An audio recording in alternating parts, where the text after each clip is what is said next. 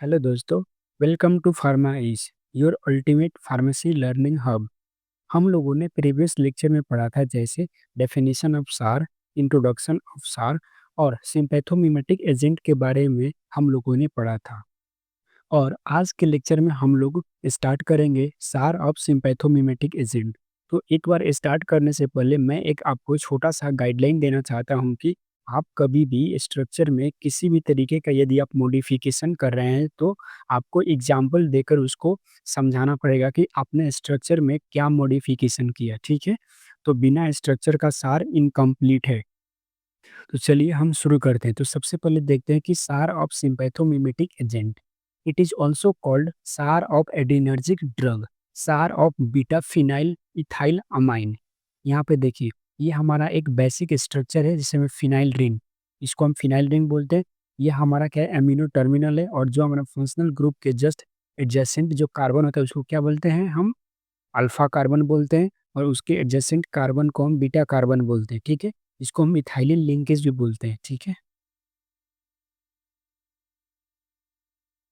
यहाँ पे आता है कि structurally modification is possible on. तो सबसे पहले हम फिनाइल रिंग की बातें करेंगे कि वहाँ पे यदि किसी भी तरीके का मॉडिफिकेशन करेंगे तो क्या स्ट्रक्चर होगा।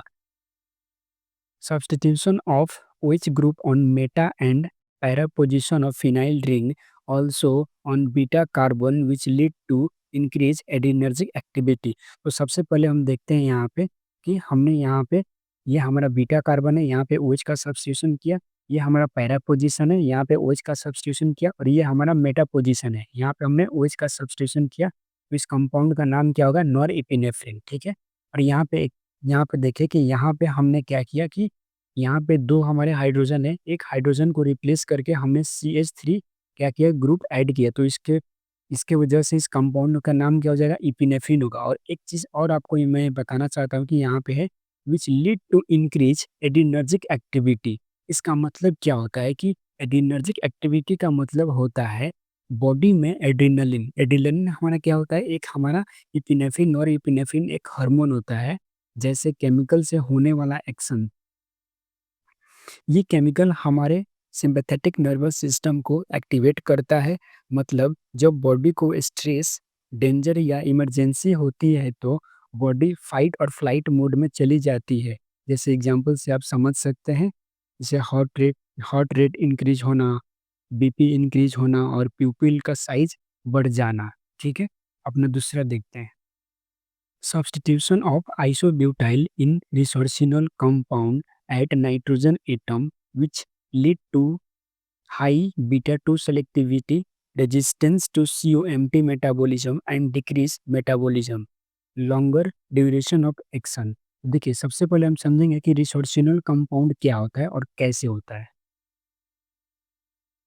तो यहाँ पे देखेंगे रिसोर्सिनल कंपाउंड हमारा क्या होता है कि देखिए, जब हमारा 1 2 3 मतलब क्या होता है कि OH ग्रुप हमारा अल्टरनेट कार्बन पे, जैसे माने कि अल्टरनेट कार्बन पे प्रेजेंट होता है तो उसको बोलते हैं रिसोर्सिनल कंपाउंड। इसको नाम क्या रख सकते हैं, 1 3 डाइहाइड्रोक्सी बेंजीन। ठीक है, यहाँ पे हमने क्या है, ये नाइट्रोजन पे हमने क्या सब्स्टिट्यूशन किया, यहाँ पे आइसोब्यूटाइल सब्स्टिट्यूशन एक ग्रुप को सब्स्टिट्यूशन किया। तो इसका नाम क्या होगा, टर्ब्यूटालिन। अब एक चीज आपको मैं इंपॉर्टेंट चीज बताना चाहता हूँ कि यहाँ पे लिखा हुआ है कि डिक्रीज मेटाबॉलिज्म। हम समझेंगे कि आखिर ये मेटाबॉलिज्म कैसे डिक्रीज होता है। टर्ब्यूटालिन क्या होता है कि टर्ब्यूटालिन लीवर में कम मेटाबोलाइज होता है क्योंकि साइटोक्रोम P450 और COMT, जैसे देखिए साइटोक्रोम P450 एंड COMT, ये जो हमारा एंजाइम होता है, ये जो हमारा एंजाइम होता है, दोनों इससे क्या होता है कि हमारा टर्ब्यूटालिन का ब्रेकडाउन जो होता है हमारा,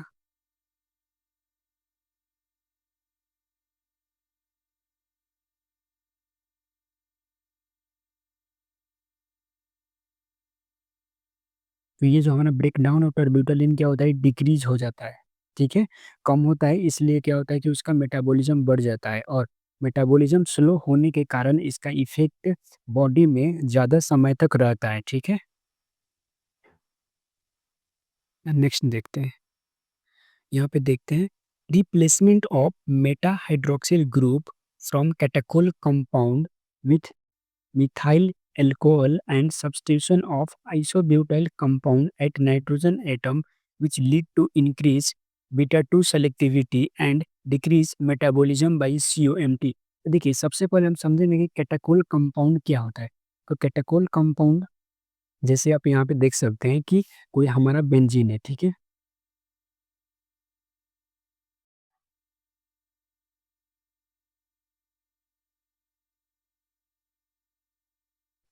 जब हमारा ये 1, 2 इस पोज़ीशन पे क्या है कि एकदम बिल्कुल इस ओएच के एडजेसेंट हो, तो बोलते हैं इसको कैटाकोल कंपाउंड, ठीक है।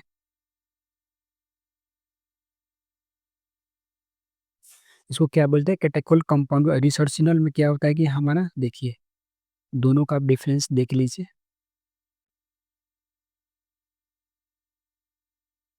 ये डिफरेंस रहता है, ठीक है।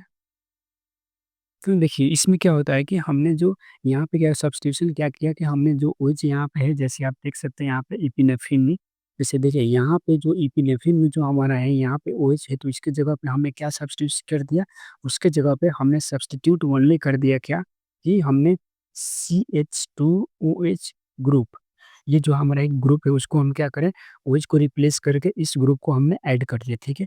तो यहाँ पे आप देख सकते हैं और यहाँ पे हमारा एक ये टर्ब्यूटालिन पे जो हमारा एक आइसोब्यूटाइल का सब्स्टिट्यूशन था वो सेम था, ठीक है। तो आप देख सकते हैं इसका नाम क्या हो जाएगा, सालब्यूटामॉल, ठीक है। और ये सालब्यूटामॉल जो है एक बहुत ही इंपॉर्टेंट कंपाउंड है हमारा, ठीक है। यहाँ पे देखिए removal of para hydroxy group from epinephrine which lead to increase alpha 1 selectivity and longer duration of action than epinephrine. देखिए यहाँ पे क्या है कि ये ओएच होगा आपका बीटा पोजीशन पे और यहाँ पे मेटा पोजीशन पे एक ओएच होगा। ये जो हमने जो पैरा पोजीशन पे जो सभी कंपाउंड में अभी तक देखा कि यहाँ पे ओएच था, वो सिर्फ ओएच को रिमूव कर देना है। ये हमारा इपिनेफ्रिन का स्ट्रक्चर है, ठीक है। सिर्फ हम इपिनेफ्रिन के स्ट्रक्चर को में से हमें क्या करना है, ये जो ओएच है इसको रिमूव कर देना है, तो आपका बन जाएगा फिनाइल इफ्रिन। और एक चीज़ यहाँ पे मैं आपको अच्छे से समझाना चाहता हूँ कि जैसे देखिए longer duration of action than epinephrine, इसका मतलब हम आपको समझाते हैं। इपिनेफ्रिन को बॉडी में एक एंजाइम सीओएमटी, जैसे देखिए यहाँ पे जो हमारा सीओएमटी जो हमारा एंजाइम होता है, वो क्या होता है कि बहुत ही जल्द क्या होता है ब्रेक डाउन कर देता है इपिनेफ्रिन को, ठीक है। क्योंकि ये एक कैटेकोल कंपाउंड है। अब देखिए यहाँ पे देखिए कि ये कैसा है, ये जो जैसे इपिनेफ्रिन जो होता है हमारा, अभी हमने देखा है यहाँ पे इपिनेफ्रिन, जैसे देखिए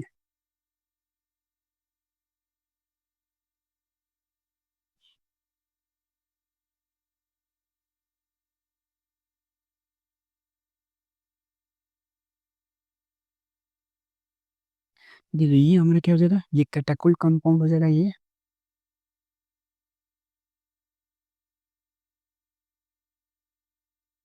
तो ये कैटेकोल कंपाउंड होने की वजह से क्या होता है कि इपिनेफ्रिन का जो हमारा मेटाबॉलिज्म क्या, जो हमारा मतलब ब्रेकडाउन होता है वो क्या होता है फास्ट हो जाता है, जल्दी हो जाता है। लेकिन फिनाइल इफ्रिन का स्ट्रक्चर यदि आप देखेंगे तो यहाँ पे कैटाकोल कंपाउंड नहीं है, ओएच ग्रुप कम है, तो क्या होगा कि इसका जो सीओएमटी एंजाइम से क्या होता है कि इसका ब्रेकडाउन नहीं हो पाता है जल्दी। और इसका ये रिजल्ट ये होता है कि फिनाइल इफ्रिन बॉडी में ज़्यादा समय तक प्रेजेंट रहता है और इसका ड्यूरेशन ऑफ एक्शन जो होता है लंबे समय तक रहता है, ठीक है। अब देखते हैं अपना इथाइलिन लिंकेज। तो यहाँ पे देखिए कि सब्स्टिट्यूशन ऑन अल्फा कार्बन और बीटा कार्बन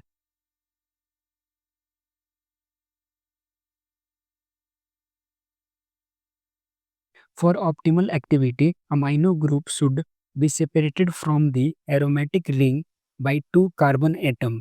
एग्जाम्पल से देखिए जैसे इपिनेफ्रिन हो गया, नॉर इपिनेफ्रिन हो गया, आइसोप्रोटेनॉन हो जाएगा। और देखिए आप एग्जाम्पल में हम सालब्यूटामॉल भी आप लिख सकते हैं, टर्ब्यूटालिन भी लिख सकते हैं। तो और भी एग्जाम्पल आप लिख सकते हैं, ठीक है। जैसे देखिए यहाँ पे 2 कार्बन है हमारा, यहाँ पे 2 कार्बन है, यहाँ पे 2 कार्बन है, तो ऑप्टिमल एक्टिविटी के लिए आपको 2 कार्बन होना चाहिए, ठीक है। Substitution of methyl group on alpha carbon it inhibit metabolism by MAO monoamine oxidase and increase duration of action। तो यहाँ पे देखिए कि यहाँ पे एम्फीटामाइन है, एग्जाम्पल में क्या होगा एम्फीटामाइन, तो यहाँ पे हमने क्या किया मिथाइल ग्रुप का सब्स्टिट्यूशन किया है अल्फा कार्बन पे, तो क्या बना हमारा एम्फीटामाइन बना, ठीक है।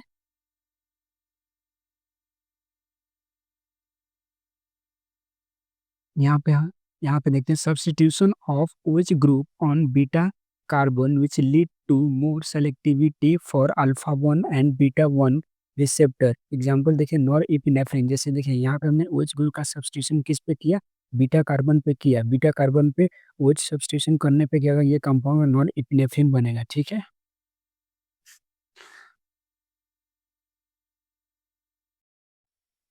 Amino group. Amino group is important for activating alpha and beta receptor and increase water solubility। इससे क्या होता है कि इसमें वाटर solubility इंक्रीज होता है। जैसे कि यहाँ पे देखिए, ये हमारा अमाइनो ग्रुप है। जैसे एग्जांपल में नॉरएपिनेफ्रिन है हमारा, यहाँ पे साइलब्यूटामॉल भी क्या है कि अमाइनो ग्रुप है, ये हमारा 2 डिग्री अमाइनो ग्रुप है, ठीक है। यहाँ पे देखिए primary and secondary amine are important for activity at adrenergic receptor, ठीक है। ये एग्जांपल नॉरएपिनेफ्रिन हो गया, यहाँ पे क्या, ये प्राइमरी हमारा अमाइन है। और यदि आप यहाँ पे देखेंगे, ये हमारा एपिनेफ्रिन में देखेंगे तो क्या है, ये हमारा सेकेंडरी अमाइन होगा, ठीक है। सेकेंडरी अमाइन एक हमारा अमाइन ग्रुप है और एक ये हमारा पूरा ये होल ग्रुप है, ठीक है। Substitution of bulky group on nitrogen atom which increase beta receptor agonist activity and decrease alpha receptor agonist activity, ठीक है। तो यहाँ पे आप देखिए कि यहाँ पे क्या होगा कि नाइट्रोजन हमारा ये है और यहाँ पे हमने आइसोब्यूटाइल का सब्स्टिट्यूशन किया और यहाँ पे हमने आइसोप्रोपाइल का सब्स्टिट्यूशन किया, ठीक है। यहाँ पे देखिए ये CH2OH आएगा, यहाँ पे नाइट्रोजन पे हमने बल्कि ग्रुप का सब्स्टिट्यूशन किया, ठीक है। इसका ही नाम साल्ब्यूटामॉल आ जाएगा, ये आइसोप्रोपेनॉल आ जाएगा, ठीक है। तो दोस्तों आज के लेक्चर में हम लोग यहीं तक पढ़ेंगे और यदि आपको वीडियो अच्छी लगी तो प्लीज़ अपने दोस्तों के साथ शेयर करें और लाइक एंड सब्सक्राइब करें ताकि आपको हर वीडियो की नई अपडेट आपको मिले। और बहुत जल्द आपसे वीडियो के नेक्स्ट लेक्चर में मिलते हैं, तब तक आप अपना खुद का ख्याल रखें।